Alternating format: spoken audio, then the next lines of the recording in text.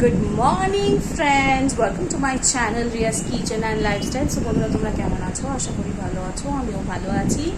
আজকে হচ্ছে 19শে জ্যৈষ্ঠ, এখন সকাল 8:30 মতন বাজে।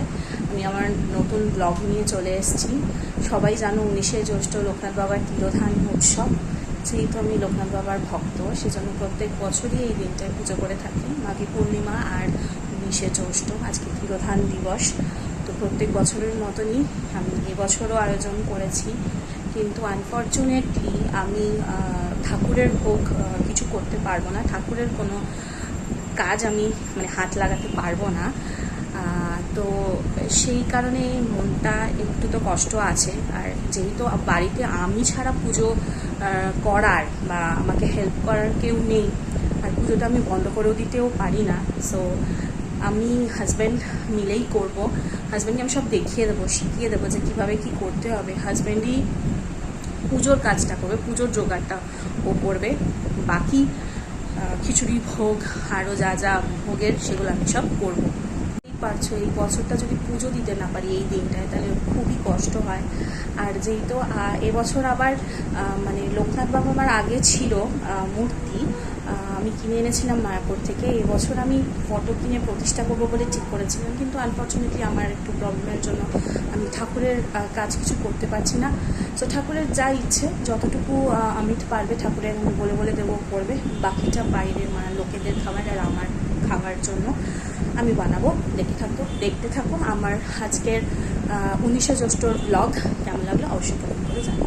সো দেখো, ভাজাভুজির জন্য আমি এগুলো সব কেটে নিয়েছি। এখানে পটল ভাজা, বেগুন ভাজা, কুমড়ো ভাজা, এখানে ঢ্যাঁড়স ভাজা। আলু ভাজাটা কাটিনি, একটু পরে কাটবো, তার কারণ আলু ভাজা কেটে বেশিক্ষণ রেখে দিলে কালো হয়ে যায়।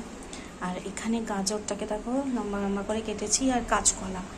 গাজরটা আর কাঁচকলা দিয়ে বাল্যভোগটা করব। সবাই জানো লোকনাথ বাবার বাল্যভোগটা গোবিন্দভোগ দিয়ে, যেটা সেদ্ধ ভাত, বাবার খুব প্রিয় খাবার। সেইটার জন্য লাগবে, তাই রেখেছি। একটা ওই গোবিন্দভোগ চালের সেদ্ধ ভাত হবে, যেটা বাল্যভোগ ঠাকুরের। পায়েসও হবে, সবই গোবিন্দভোগ চাল দিয়ে হবে। বাতাসাটা রাখা আছে, আমি পায়েসে বাতাসা চিনি দুটো মিশিয়ে দিই। সো আরও কিছু ভোগ করার ইচ্ছে ছিল, কতটা কি হবে জানি না, যেহেতু আমার একটু প্রবলেম হচ্ছে, আমি সবটা নিজে করতে পারছি না। দেখা যাক কতটা করা যায়, ঠাকুরের কতটা ইচ্ছে। থাকবে একদম গাটা ঢেকে যাচ্ছে তো, ঠিক আছে, মুখ দেখা যাচ্ছে। দেখো, ঠাকুরের প্রথম পর্যায়ে ভোগ কিন্তু নিবেদন হয়ে গেছে। অমৃতি, ফল, মিছরি, মৌরি আর বাটার। এবার তৈরি হবে বাল্যভোগ। বাল্যভোগটা কিভাবে তৈরি হচ্ছে আমি দেখাচ্ছি। চলো। সো বাল্যভোগের জায়গাটা আমার কমপ্লিট হয়ে গেছে, বাল্যভোগ নিবেদন করা হয়ে গেছে। এবার যেটা করছি দেখো, খিচুড়ির জন্য প্রস্তুতি। আমি মুগ ডালটাকে ভাজিটাকে ভালো করে আগে ভেজে নেবো, লাল লাল হবে। তারপরে ধুয়ে নেবো, ধুয়ে নিয়ে সেদ্ধ বসাবো, খিচুড়ি করবো ভোগে। আর দেখো, এখানে পায়েস হচ্ছে ঠাকুরের। তো চাল দিয়ে আমি চালটা দিয়ে দিয়েছি, আমি জাস্ট সেদ্ধ হওয়ার অপেক্ষায় চালটা। দেখো, চালটা এখনো সেদ্ধ হয়নি, তো এটাকে ভালো করে, সেই জন্য ভালো করে না। যখন চালটা সেদ্ধ হয়ে যাবে, তারপরে আমি মিষ্টি অ্যাড করব, চিনি আর বাতাসা অ্যাড করব। এখন না, চাল সেদ্ধ হওয়ার আগে অ্যাড করলে কিন্তু চালটা এরকম একটা শক্ত মতো হয়ে থাকে। আমি মুগ ডালটাকে ভালো করে ভেজে তুলে নিয়ে ধুয়ে নিয়েছি। এখানে আমি জল গরম করতে দিয়ে দিয়েছি। এবার মুগ ডালটা, যেটা ভেজে তুলে ধুয়ে নিয়েছিলাম, সেটা দিয়ে দেবো। তো আজ কিন্তু পুজোর ভোগের এইটা কিন্তু অমিতই করছে, কারণ যেহেতু বললাম আমি তো পারবো না করতে, সেজন্য আজকে ঠাকুরের গোছানো অমিত সব কিছুই করছে। আমার থেকে জেনে জেনে জেনে করছে, বাট ভালোই এখনো পর্যন্ত করছে।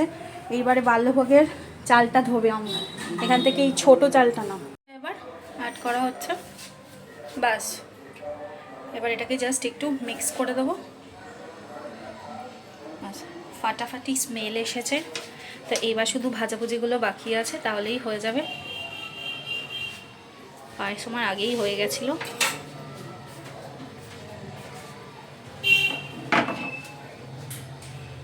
তো এবার দেখো বাতাসাগুলো দিয়ে দিলাম, চিনিও দেবো, বাতাসাটা একটু আগে দিয়ে নেবো।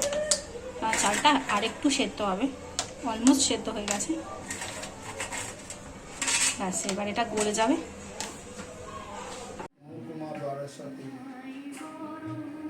শ্রীরাম নারায়ণ গোসাই কোথায় বসতি, শ্রীকমল দেবী তার ধর্মপত্নী সতী, একদা পত্নীদের ঘরে রামনারায়ণ তব এক চিত্ত মরে, সে তো গৃহত্যাগী সন্ন্যাসী হইবে, অতি ব্রহ্মায় দিবায় দিব্যায় বীজ ক্রীড়ায় জ্ঞান হরিণে, নমস্তে কুলনাথয় কুল কল্যাণ দিয়নে, শিবদত্ত প্রবধায়। তো দেখো ভোগ নিবেদন কিন্তু হয়ে গেছে।